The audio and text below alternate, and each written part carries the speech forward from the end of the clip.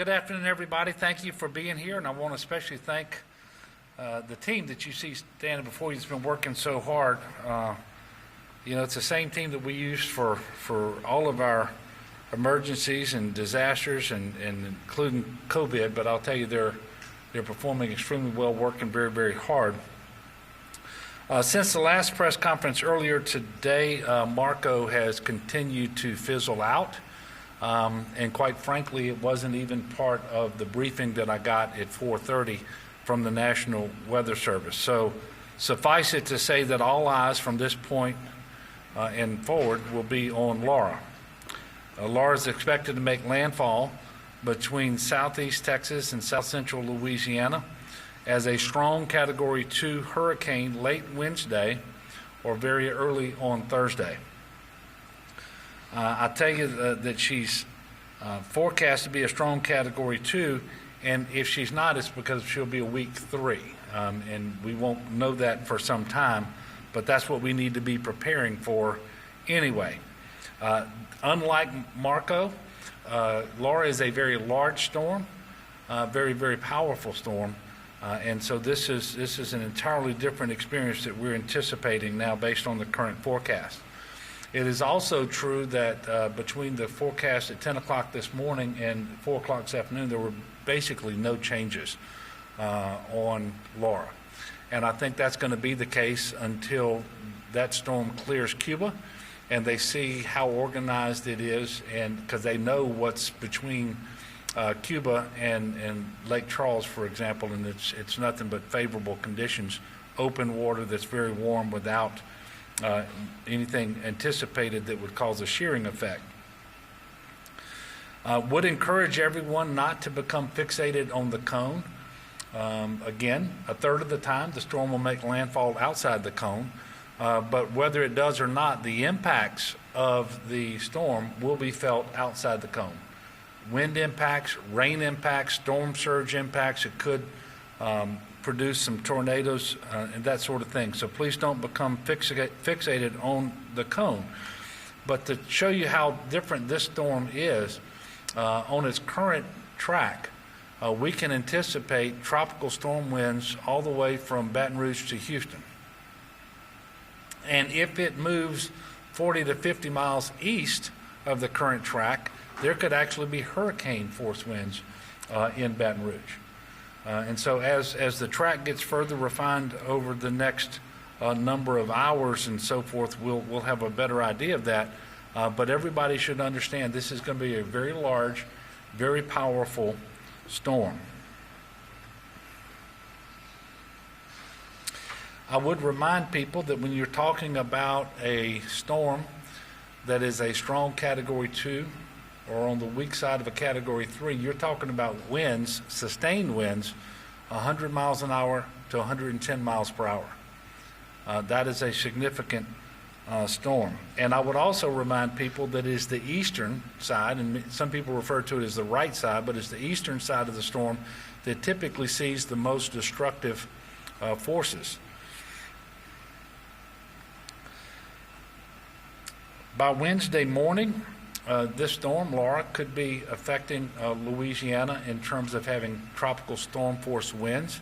That's the earliest reasonable time that we can anticipate that. But we do know that by late on Wednesday, it could actually be making landfall as a hurricane. The entire coast of Louisiana is under a storm surge watch. The most significant part of this is from the Texas line to the Atchafalaya River. But it also does extend eastward from the Atchafalaya River just at lower levels. But focusing on the most critical part of this is the Texas line to the Atchafalaya River. It's forecasted now that they can expect 7 to 11 feet of storm surge. 7 to 11 feet of storm surge. That's a big number. The other important thing to remember is that even if you don't live immediately on the coast, this storm surge could impact areas well away from the coast. And this is especially true when you think about the rivers that are not going to be able to empty as they normally would because the storm surge is preventing that from happening. And then the rainfall that's going to be happening inland that's going to cause those rivers to surge, the Calcasieu River, the Mermentau River, for example. And the amount of rain that they believe that will fall with respect to Laura is 5 to 10 inches, but with 15 inches being possible in certain isolated areas. If there is a good thing about Laura, is she is anticipated to be moving quickly, and she will exit the state out the back door about 12 hours or so after she comes through the front door. If that happens, then the rainfall totals wouldn't be as significant as if she moved slower and kind of sat stationary and had those rain bands just dumping on Louisiana. But 5 to 10 inches of rain is plenty of rain if the rivers are not emptying as they normally do. So this is a very powerful storm. There will be storm surge impact, there will be wind impact, there will be rain impact. And so everyone needs to prepare for that. Tomorrow should be a relatively quiet day. People can continue to prepare tomorrow, but I would think that that's going to be the last full day for people to do that. So we do ask people to take advantage of the opportunity that you've been given. For some people, as I mentioned, we're going to have tropical storm force winds impacting Louisiana along the coast on Wednesday morning. And so people shouldn't anticipate, especially if you live in South Louisiana close to the coast or on the coast, you shouldn't anticipate that you're going to have time on Wednesday to prepare.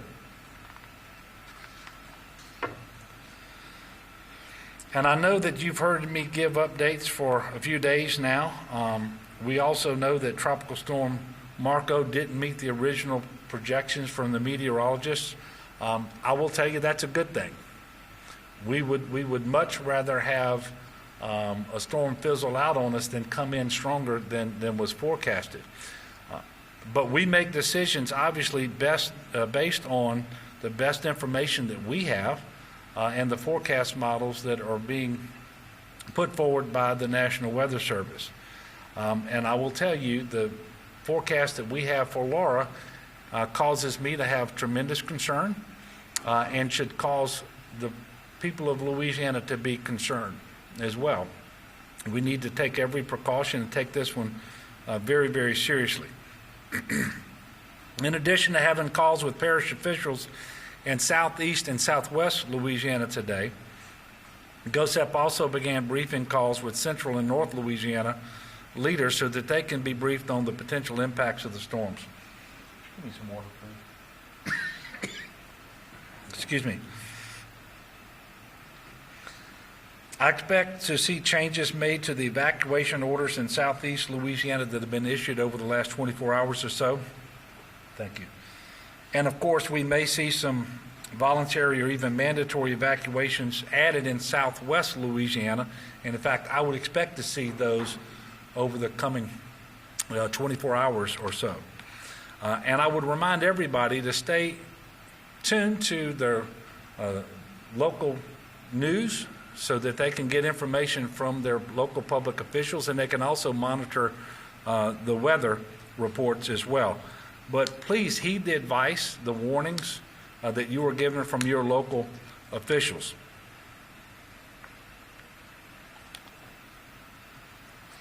State offices will reopen tomorrow with the exception of those offices in areas that are under mandatory or voluntary evacuation orders from the local government. So, for example, based on the information we have right now in Jefferson Parish, state offices would remain closed in the Grand Isle area but would be open elsewhere. We will make final decisions about Wednesday and Thursday based on the information we get tomorrow. But if the information that we've received today on Laura holds true, I would anticipate statewide office closures on Wednesday and Thursday. But this is not that announcement because we're going to wait until tomorrow until we get the benefit of forecast update. I can tell you CPRA is, like the rest of state governments, very busy. They're monitoring 689 gates across the coastal zone. 404 gates are now closed. It was 396 earlier this morning. They also continue to work with all local elected officials and levee authorities to provide surge models across coastal Louisiana to help aid with decision-making for local governments. We've delivered 4 18-inch pumps to Plaquemines Parish and placed them at the Wilkinson pump station. Thank CPRA for that.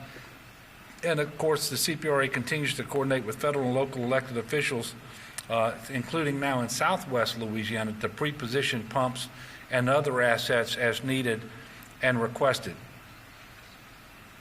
The Department of Corrections, in consultation with requests that came out of the Calcasieu Parish Sheriff's Office, is preparing to evacuate 202 inmates from the Calcasieu Parish Prison before Hurricane Laura arrives. Already, the department has assisted with the successful evacuation of more than 1,300 parish inmates from Plaquemines, St. Mary, Terrebonne, and Vermilion parishes. The Department of Corrections has more than 23,000 field sandbags that are on hand at our state-run prisons. Obviously, they have more sand and more empty sandbags that are ready to be filled upon request, and obviously we will take Web EOC requests for sandbags. And Web EOC requests, that's how we receive requests from parish offices of emergency preparedness for whatever their needs might be. Finally, I want to give an update on unemployment benefits. You asked the question, I think, this morning. We've been working closely with the Secretary of the Louisiana Workforce Commission, Ava Dashwa, and Treasurer John Schroeder, and the Division of Administration under Jay Darden. We believe the payments will start this week and on Wednesday. The first checks will go out. And I want to thank Secretary Dashwa and Treasurer Schroeder for working to make it possible to get those payments out this week. So in conclusion, our sights are on Laura now, and we encourage everyone to be paying close attention and take every precaution, understand that this is forecasted to be a very strong, very big, very powerful storm.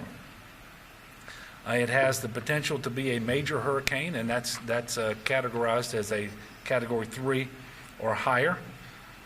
And we will all need to watch the forecast over the next day or so to see what changes it brings to the track or to the intensity. So in addition to continuing to prepare for this storm, we ask you to continue to pray for Louisiana and all the people here as well. And so with that, I'm going to take your questions. Greg. Governor, what would you say to folks who might be planning hurricane parties? Yeah, first of all, hurricane parties are never a good idea. They're an absolute horrible idea during COVID because there's multiple dangers there. And I would say rather than doing that, they need to spend their time preparing for this particular hurricane. And we know that quite often these things do happen. But just like we remind you, everything associated with Laura, you have to remember we have a COVID public health emergency in place right now too. And so I would encourage anyone even starting to contemplate a hurricane party to not do that. It's just not a good idea. In fact, it's a very, very bad idea. Sam? Governor, you said unemployment checks will start going out Wednesday. Do you anticipate all of them going out Wednesday? And if not, No. do you have any idea how many? And also, do people need to do anything if they're already receiving $100 in state benefits, or need to do some sort of new application, or will they just get their checks automatically? Okay, I'm going to answer the first question, then I'm going to ask you to ask the second one again. So I can't tell you that all of the checks will go out on Wednesday. I can tell you that we will start issuing checks on Wednesday. They'll go out as quickly as they can possibly get them out. That turnaround time, considering the obstacles that were in front of the Workforce Commission, is actually pretty remarkable. They've been working extremely hard to make sure that they can get these out. If I get a better update on the pace at which they're going to be issuing these checks, I will certainly give you the update at that time. Now, what we're talking about here, the state has continued to make the state benefits payments as scheduled on a weekly basis for state benefits. We're talking about enhanced unemployment benefits that we've been receiving from the federal government that were discontinued as of July 31st, but reinstated through executive action of the president, but in a lower amount. So these are those $300 a week checks, is that what we're talking about, retroactive to August the 1st. So that's what's going to be going out. And then you had a second question, and it was something about, Yeah, so the second question is, if someone was receiving the $600 and in the meantime has been making more than $100 in state benefits, are the checks automatically being Yes. sent to them, or do they need to Yeah. reply? yeah, I mean, you have to weekly recertify, but so long as they've been doing what they've been doing throughout, these checks are going to be sent to those individuals who qualify. And there are some individuals who don't qualify, but it was because of information that they put in when they initially filed their claims. And that information may be, the answer to those questions could have changed as to what caused the inability to work. And so we've actually reached out to those individuals, and are still in the process of doing that, to get them to update their claim, because that was about 20,000 people could actually qualify. The universe of unemployed individuals who weren't going to be able to have these benefits extended to them was about 67,000. We did send a letter, as you know, to the president asking him and the other folks at the federal government to revisit the executive action to allow us to aggregate all of our payments and then average those out to make those individuals eligible for that $300 a week. We have not received a response to that request yet. Any other questions? Yes, sir. Do you plan to have schools reopen tomorrow? Well, we don't make the decisions about schools, so people need to pay attention to the announcements coming from their school districts and individual schools, if they're private schools. I don't know what those decisions are going to be with respect to schools and whether they're going to be open tomorrow or not. But I do encourage you, just like I do encourage you for all reasons, to pay attention to the news, look to the announcements that come out of local elected officials and your school superintendents as well in terms of school closures. So I want to thank all of you. As best I can tell, tomorrow we're going to have one press availability. It'll be at this time tomorrow. We won't do the one at 11:30 as we have over the last couple of days. And so we'll see you in about 24 hours back here. In the meantime, let's all take advantage of this opportunity that we've been given, that quite frankly we didn't expect we would have, to better position ourselves and prepare ourselves and our families for the arrival of Laura. Secondly, I want everyone to understand that this has the potential to be the strongest hurricane to hit since Hurricane Rita. And it happens to be taking, at least for now, a very similar track to Hurricane Rita. So we should all be very, very careful and make sure that we take advantage of this opportunity that we've been given. And so with that, I will see you all tomorrow.